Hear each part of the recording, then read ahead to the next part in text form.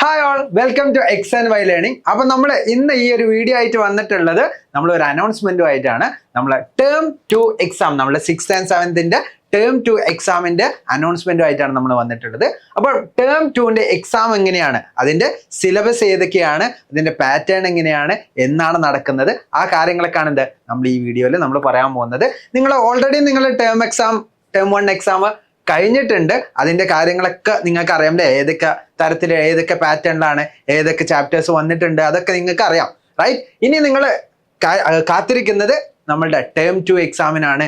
അതിൽ ഏതൊക്കെ ചാപ്റ്റേഴ്സ് വരും, ഏതൊക്കെ ചാപ്റ്റേഴ്സാണ് നമ്മൾ കൂടുതൽ പ്രയോറിറ്റി കൊടുക്കേണ്ടത്, ആ കാര്യങ്ങളൊക്കെ നിങ്ങൾ വിചാരിച്ച് നിൽക്കായിരിക്കും അല്ലേ. അപ്പൊ നമുക്ക് എന്ത് ചെയ്യാം, ആ ഒരു കാര്യങ്ങളിലേക്കാണ് നമ്മൾ പോകാൻ പോകുന്നത്. നമുക്ക് എന്ത് ചെയ്യാം, ടേം 2 എക്സാമിന് വരുന്ന ക്ലാസ് 6ന്റെ സിലബസ് തന്നെ എന്ത് ചെയ്യാം, നമുക്ക് ആദ്യമായിട്ട് നമുക്ക് നോക്കാം. ക്ലാസ് 6 വരുന്ന സിലബസ് ആണ് ഇത്. സ്റ്റേറ്റിന്റെ സിലബസും അതേപോലെ തന്നെ ഇത് CBSE ICSE പോലെയുള്ള സിലബസ്, ആ ഒരു ബാച്ചസിന് വരുന്ന ചാപ്റ്റേഴ്സും ആണ് ഇവിടെ കൊടുത്തിട്ടുള്ളത്. നമുക്ക് നോക്കാം സ്റ്റേറ്റിന് ഏതൊക്കെ ചാപ്റ്റേഴ്സ് വരും നോക്കാം.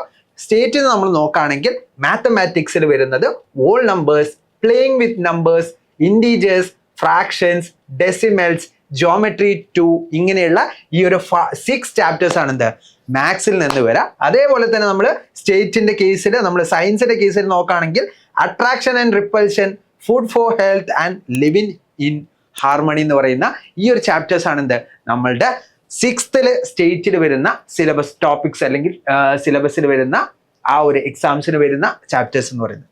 ഇനി നമ്മൾ നോക്കുകയാണെങ്കിൽ CBSE ICSE സിലബസിലേക്ക് നോക്കുകയാണെങ്കിൽ പ്ലേയിങ് വിത്ത് നമ്പേഴ്സ്, അതാണ് മാത്തമാറ്റിക്സിൽ വരുന്ന ആദ്യത്തെ ചാപ്റ്റർ. പിന്നെ geometry 1, geometry 2, integers, fractions, decimals, ഇതൊക്കെയാണ് ഈ ഒരു 6 ചാപ്റ്റേഴ്സ് ആണ് മാത്സിൽ നിന്ന് വരുന്നത്. അതേപോലെ തന്നെ നമ്മൾ സയൻസിൽ നോക്കുകയാണെങ്കിൽ motion and measurements, light, shadows and reflection, electricity and circuits, attractions and repulsions, അതായത് നമ്മുടെ ഫൺ വിത്ത് മാഗ്നറ്റ്സ് എന്ന് പറയുന്ന ആ ഒരു ചാപ്റ്റർ ആണ് നമ്മളെ ഈ ഒരു സിലബസിന് വരിക. അതായത് നിങ്ങളുടെ ഫൺ വിത്ത് മാഗ്നറ്റ്സ്, അതായത് നമ്മളെ ഫൗണ്ടേഷനിലെ സിലബസിലുള്ള അട്രാക്ഷൻ ആൻഡ് റിപ്പൽഷൻ എന്ന് പറയുന്ന ഈ 4 ചാപ്റ്റേഴ്സ് ആണ് നമ്മളെ സയൻസിൽ നിന്ന് വരിക. ഇതാണ് നമ്മളെ ക്ലാസ് 6 വരുന്ന സ്റ്റേറ്റിനും CBSEക്കുള്ള സിലബസ്, നമ്മുടെ ടേം 2 എക്സാമിനുള്ള, റൈറ്റ്? ഇനി നമുക്ക് എന്ത് ചെയ്യാം, ക്ലാസ് 7 സിലബസും കൂടി നോക്കാം അല്ലെ. ക്ലാസ് 7 സിലബസ് എന്ന് പറയുന്നത് സ്റ്റേറ്റിന് വരുന്നത് മാത്തമാറ്റിക്സിൽ simple equations, triangles and it properties, congruence of triangles, comparing quantities, ഈ 4 ചാപ്റ്റേഴ്സ് ആണ് സ്റ്റേറ്റിന് 7th സ്റ്റേറ്റിന് വരുന്ന 4 ചാപ്റ്റേഴ്സ്. മാത്തമാറ്റിക്സിൽ നിന്നുള്ള 4 ചാപ്റ്റേഴ്സ് ആണ് ഇത്. ഇനി നമ്മൾ സയൻസിലേക്ക് പോവുകയാണെങ്കിൽ സയൻസിൽ നമ്മളുടെ ചാപ്റ്റേഴ്സ് എന്ന് പറയുന്നത് pressure in liquid and gases for a pollution free nature, അതേപോലെ തന്നെ food through alimentary canal, breath and blood of life എന്ന് പറയുന്ന ഈ ഒരു ചാപ്റ്റേഴ്സ് ആണ് നമ്മുടെ സ്റ്റേറ്റിന്, അതായത് 7th സ്റ്റേറ്റിന് വരുന്ന ചാപ്റ്റേഴ്സ് എന്ന് പറയുന്നത്. ഇനി നമ്മൾ നോക്കുകയാണെങ്കിൽ CBSE ICSE സിലബസിലുള്ള ബാച്ചിലുള്ള സ്റ്റുഡൻസിന് വരുന്ന ടോപ്പിക്സ് ഏതൊക്കെയാണെന്ന് നമുക്ക് നോക്കിയാൽ മാത്സിൽ വരുന്ന 5 ചാപ്റ്റേഴ്സ് ആണ്. Simple equations, lines and angles, triangles and it's properties, congruence of triangles, comparing quantities, ഇങ്ങനെയുള്ള 5 ചാപ്റ്റർ ആണ് മാത്സിൽ നിന്ന് വരുന്നത്. ഇനി സയൻസിൽ നമ്മൾ നോക്കുകയാണെങ്കിൽ motion and time, physical and chemical changes, respiration in plants, transportation in plants, അതേപോലെ തന്നെ റീപ്രൊഡക്ഷൻ ഇൻ പ്ലാന്റ്സ് എന്ന് പറയുന്ന ഈ ഒരു 5 ചാപ്റ്റേഴ്സ് ആണ് നമ്മളെ സയൻസിൽ നിന്ന് CBSE ICSE സ്റ്റുഡൻസിന് 7th സ്റ്റുഡൻസിന് വരുന്നത്. ഓക്കെ, അപ്പൊ ഇതൊക്കെയാണ് നമ്മൾ സിലബസിന്റെ കേസ് പറഞ്ഞു. ഇനി എങ്ങനെയാണ് എക്സാം നടക്കുന്നത്, എങ്ങനെയാണ് എക്സാമിന്റെ പാറ്റേൺ, ഇത് നമ്മൾ ടേം 1 എക്സാം എഴുതിയ അതേ സെയിം പാറ്റേണിൽ തന്നെയാണ് നമ്മുടെ എക്സാം നടക്കുന്നത്. നമ്മുടെ നമ്പർ ഓഫ് ക്വസ്റ്റ്യൻസ് നോക്കുകയാണെങ്കിൽ ടോട്ടൽ 40 ക്വസ്റ്റ്യൻസ് ആണ്. 40 ക്വസ്റ്റ്യൻസിൽ 20 മാത്തമാറ്റിക്സ് ആണ്, 20 സയൻസ് ആണ്. ഇതിൽ പ്രയോറിറ്റി, ഇതിൽ നമ്മൾ ടേം 1 എക്സാമിനൊക്കെ നമ്മൾ കട്ട് ചെയ്തിട്ടുണ്ടാവും അല്ലേ. നമ്മൾ ടേം എക്സാമിനൊക്കെ ഒരുപാട് പേർക്ക് സെയിം മാർക്ക് വന്നാലും അവർക്ക് എന്ത് ചെയ്തിട്ടുണ്ട്, റാങ്കിൽ വ്യത്യാസം വന്നിട്ടുണ്ട്. ഇതെന്തായിരിക്കും, നമ്മൾ കോമ്പറ്റേറ്റീവ് എക്സാംസിനൊക്കെ പോകുമ്പോൾ നമ്മൾ കൂടുതൽ മാത്തമാറ്റിക്കൽ റിലേറ്റഡ് പ്രോബ്ലംസ് കൂടുതൽ കറക്റ്റ് ആയ ആൾക്കാർക്കായിരിക്കും റാങ്ക് ഫസ്റ്റ് ഒക്കെ വരിക. അപ്പോൾ അങ്ങനെയുള്ള പാറ്റേണിലായിരിക്കും നമ്മുടെ എക്സാം വരിക. അപ്പൊ മാത്തമാറ്റിക്സിൽ കൂടുതൽ എന്ത് ചെയ്യണം, പ്രയോറിറ്റി കൊടുക്കണം. എന്ന് വിചാരിച്ച സയൻസിന് പ്രയോറിറ്റി കൊടുക്കരുത് എന്നല്ല, സയൻസിനും പ്രയോറിറ്റി കൊടുക്കണം. അതേപോലെ തന്നെ കൂടുതൽ, അതിനേക്കാളും കുറച്ച് കൂടുതൽ എന്ത് ചെയ്യണം, നമ്മൾ ടേം എക്സാമിൽ നമ്മൾ ക്വസ്റ്റ്യൻ അറ്റൻഡ് ചെയ്യുമ്പോൾ നമ്മൾ മാത്തമാറ്റിക്സിന് എന്ത് ചെയ്യണം, പ്രയോറിറ്റി കൊടുക്കണം. അങ്ങനെ 20-20 ഈച്ച്, അതായത് സയൻസിൽ നിന്ന് 20, മാത്സിൽ നിന്ന് 20, ഇങ്ങനെയാണ് പാറ്റേൺ വരിക. ഇനി ഡേറ്റ് ഓഫ് എക്സാം, എന്നാണ് എക്സാം നടക്കുന്നത്. എക്സാം നമ്മൾ നോക്കുകയാണെങ്കിൽ 1st December 2024 സൺഡേ, അതായത് ഡിസംബർ 1-ാം തീയതിയാണ് എന്താ നമ്മുടെ എക്സാം നടക്കുന്നത്. ഇതിന്റെ ടൈമിംഗ് എങ്ങനെയാ? ഇത് സെയിം ടൈമിംഗ് ടേം 1 എക്സാമിന്റെ സെയിം ടൈമിംഗ് ആണ്. 60 minutes ആണ് എന്ത് വരുന്നത്, ഏകദേശം 1 hour. അതായത് നമ്മൾ 1 hourലാണ് എന്ത് നമ്മൾ എക്സാം നടക്കുന്നത്. ഇനി കറക്റ്റ് ആൻസറിന് +4 കിട്ടും. അതേപോലെ തന്നെ ഇൻകറക്റ്റ് ആയിട്ട് ആരെങ്കിലും ആൻസേഴ്സ് ചെയ്തിട്ടുണ്ടെങ്കിൽ നെഗറ്റീവ് മാർക്കിംഗ് ഉണ്ട്, -1 ആണ്. ഇതാണ് എന്ത് എക്സാമിന്റെ പൊതുവെയുള്ള പാറ്റേൺ. നമ്മളുടെ ടേം 1 എക്സാം നിങ്ങൾ എഴുതിയതാണ്. അപ്പൊ നിങ്ങൾക്ക് അറിയാം ആ ഒരു സെയിം പാറ്റേണിൽ തന്നെയാണ് എന്ത് വരുന്നത്. പക്ഷെ ഡേറ്റ് എന്താണ്? 1st December ആണ്. ഇത് മറക്കരുത്. 1st December നമ്മളുടെ ഏതൊക്കെ ടൈമിങ്ങിൽ നിങ്ങൾക്ക് എക്സാം അറ്റൻഡ് ചെയ്യാം, ആ കാര്യങ്ങൾ എന്ത് ചെയ്യാം നമുക്ക് നോക്കി നോക്കാം അല്ലെ. ഇനി നമ്മൾ നോക്കുകയാണെങ്കിൽ ജനറൽ ഇൻസ്ട്രക്ഷനിൽ തന്നിട്ടുണ്ട് എക്സാം വിൻഡോ എപ്പോഴാണ് ഓപ്പൺ ആവുക? December 1st 8 AM, അതായത് രാവിലെ 8 മണിക്ക് എന്ത് ചെയ്യും? ഓപ്പൺ ആവും. രാവിലെ 8 മണി എന്ന് പറയുന്നത് ഇന്ത്യൻ ടൈമാണ് കേട്ടോ, ഇന്ത്യൻ ടൈമാണ്. ഇന്ത്യൻ ടൈം 8 മണിക്ക് ഓപ്പൺ ആവും. അതേപോലെ തന്നെ ഇന്ത്യൻ ടൈം 12 o'clock, അതായത് 11:59 PM വരെ നിങ്ങൾക്ക് എന്ത് ചെയ്യാൻ പറ്റും? രാത്രി 11:59 വരെ നിങ്ങൾക്ക് എക്സാം അറ്റൻഡ് ചെയ്യാൻ പറ്റും. ഇതിന് ഇടയിലുള്ള ഒരു 1 hour നിങ്ങൾ എന്ത് ചെയ്യണം? മാറ്റി വെക്കണം നമ്മുടെ ടേം എക്സാമിന് വേണ്ടിയിട്ട്. 1 hour നല്ലപോലെ യൂട്ടിലൈസ് ചെയ്തിട്ട് വേണം ചെയ്യാൻ.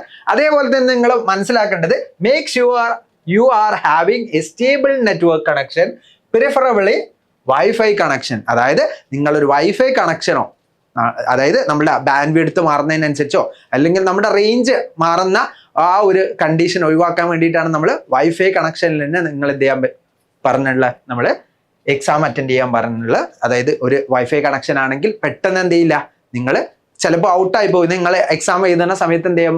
ഔട്ടായി പോകാൻ ചാൻസ് ഉണ്ട് അല്ലേ. അത് ഒഴിവാക്കാൻ വേണ്ടിയിട്ടാണ് എന്ത് നമ്മൾ ഒരു വൈഫൈ കണക്ഷൻ തന്നെ യൂസ് ചെയ്യണം എന്ന് പറയുന്നത്.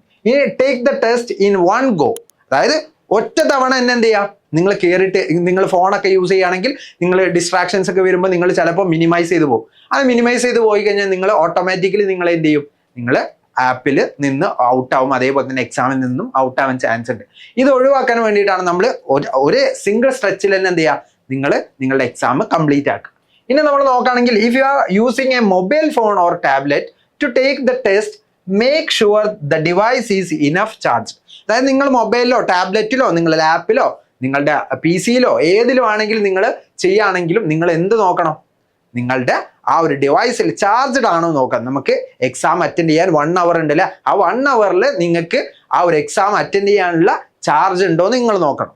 ഇനി അടുത്തതായിട്ട് പറയുന്നത്, put your device in DND mode. ഒരുപാട് പേര് നമ്മൾ എക്സാം നടക്കുന്ന സമയത്ത്, നമ്മൾ യൂണിറ്റ് ടെസ്റ്റ് നടക്കുന്ന സമയത്തൊക്കെ ഒരുപാട് ആൾക്കാർ പറയും, നമ്മൾ എന്ത് ചെയ്തിട്ടുണ്ട്, നമ്മൾ ലെഫ്റ്റ് ആയി പോയിട്ടുണ്ട്, വീണ്ടും ഒന്നും കൂടി ഓപ്പൺ ആക്കി തരുമോ, നമ്മുടെ ആപ്പ് ഓപ്പൺ ആക്കി തരുമോ? അങ്ങനെയുള്ള ഒരു കണ്ടീഷൻ ഒഴിവാക്കാൻ വേണ്ടിയിട്ടാണ് നിങ്ങളോട് DND മോഡ് ഓൺ ആക്കാൻ പറയുന്നത്. Do not disturb. അതായത് ഡു നോട്ട് ഡിസ്റ്റർബ് ഓപ്പൺ ആക്കി കഴിഞ്ഞാൽ നമുക്ക് കോള് വരുന്നതും അതേപോലെ തന്നെ മറ്റുള്ള നോട്ടിഫിക്കേഷൻസ് വരുന്നതൊക്കെ നമുക്ക് എന്ത് ചെയ്യാൻ പറ്റും?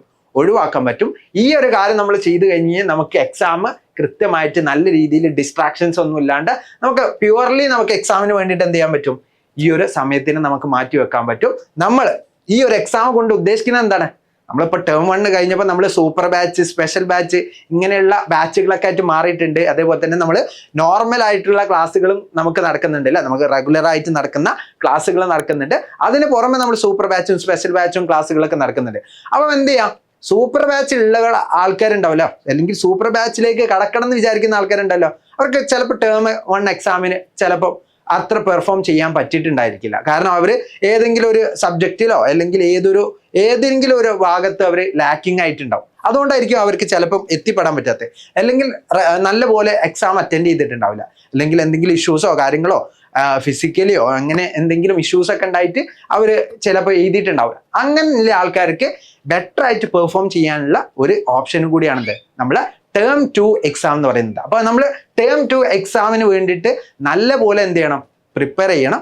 അതേപോലെ തന്നെ നല്ല രീതിക്ക് നമുക്ക് എവിടെയാണോ ലാക്കായി വന്നിട്ടുള്ളത്, അതായത് നമ്മുടെ ടേം 1 എക്സാമിന് നോക്കുകയാണെങ്കിൽ എവിടെയാണ് നമുക്ക് ലാക്ക് ചെയ്ത് നമുക്കറിയാം അല്ലേ, ആ ഒരു ഭാഗം നമ്മൾ ക്ലിയർ ആയിട്ട് എന്ത് ചെയ്യാം? ഈ ഒരു എക്സാമിന് നമുക്ക് നല്ല രീതിക്ക് നമ്മൾ നിന്നിട്ടുണ്ടെങ്കിൽ നമുക്ക് നല്ല രീതിയിൽ സ്കോർ ഉണ്ടാക്കാൻ പറ്റും. അതേപോലെ തന്നെ നമ്മൾ ഏത് സബ്ജക്റ്റ് ആണോ വീക്കർ ആയിട്ടുള്ളത്, മാത്സ് ആണെങ്കിൽ മാത്സ്, സയൻസ് ആണെങ്കിൽ സയൻസ്, ആ ഒരു വീക്കർ ആയിട്ടുള്ള ഭാഗങ്ങൾ ക്ലിയർ ആക്കി എടുക്കാം. നമുക്ക് ഇനിയും കുറച്ച് ദിവസമുള്ള ആ കുറച്ച് ദിവസത്തിനുള്ളിൽ ക്ലിയർ ആക്കി എടുക്കാം. നമ്മൾ ഈ പറഞ്ഞ സിലബസിൽ പറഞ്ഞുള്ള ഓരോ കാര്യങ്ങളും എന്ത് ചെയ്യുക, ക്ലിയർ ആക്കിയിട്ട് യൂസ്ഫുൾ ആയിട്ട് യൂസ് ചെയ്യുക. അതേപോലെ തന്നെ നമ്മളെ സ്പെഷ്യൽ ബാച്ചിലുള്ള സ്റ്റുഡൻസ് ഒരിക്കലും വിഷമിക്കേണ്ട ആവശ്യമില്ല. നിങ്ങൾക്ക് എവിടെയാണോ ലാക്ക് ആയത് നിങ്ങൾക്ക് മനസ്സിലായിട്ടുണ്ടാവും അല്ലെ, നിങ്ങൾക്ക് കുറച്ച് പേർക്കെങ്കിലും മനസ്സിലായിട്ടുണ്ടാവും. അപ്പൊ നിങ്ങൾ എന്ത് ചെയ്യുക, ആ ഭാഗങ്ങൾ കൂടുതലായിട്ട് ഡീറ്റെയിൽഡ് ആയിട്ട് പഠിച്ചിട്ട് നിങ്ങൾ എന്ത് ചെയ്യുക, നിങ്ങൾ ബാക്കിയുള്ള സൂപ്പർ ബാച്ചിലേക്കും കാര്യങ്ങളൊക്കെ കയറാൻ വേണ്ടിയിട്ട് എന്ത് ചെയ്യുക, നിങ്ങൾ നോക്കാം. നിങ്ങൾ പരിശ്രമിച്ചു കഴിഞ്ഞാൽ നിങ്ങൾക്കൊക്കെ നടക്കും. അതേപോലെ തന്നെ സൂപ്പർ ബാച്ചിൽ ഇപ്പോഴുള്ള ആൾക്കാർ എന്ത് ചെയ്യരുത്, പുറകോട്ട് പോരുത്. നമ്മൾ നല്ല രീതിക്ക് എന്ത് ചെയ്യണം, പെർഫോം ചെയ്യണം. അങ്ങനെ നമ്മുടെ റാങ്ക് ലിസ്റ്റിന്റെ ആ ഒരു ടേം 2 നമ്മുടെ എക്സാം കഴിഞ്ഞിട്ട് അതിന്റെ റാങ്ക് ലിസ്റ്റ് അനൗൺസ്മെന്റും അതേപോലെ തന്നെ നമ്മുടെ റിസൾട്ട് അനൗൺസ്മെന്റ് ഒക്കെ ചെയ്യുന്ന സമയത്ത് ഒരുപാട് സ്റ്റുഡൻസിന് നല്ലൊരു മാർക്ക് കിട്ടുന്ന ഒരു എക്സാം ആവട്ടെ എന്ന് പ്രാർത്ഥിക്കുന്നു. അതേപോലെ തന്നെ നിങ്ങളോട് ആശംസിക്കുന്നു. അപ്പോൾ നമ്മൾ ഈ ഒരു എക്സാമിന് ഉള്ള എല്ലാ കാര്യങ്ങളും നമ്മൾ ഈ ഒരു വീഡിയോയിൽ ഡിസ്കസ് ചെയ്തിട്ടുണ്ട്. എല്ലാവർക്കും ക്ലിയർ ആണെന്ന് വിശ്വസിക്കുന്നു.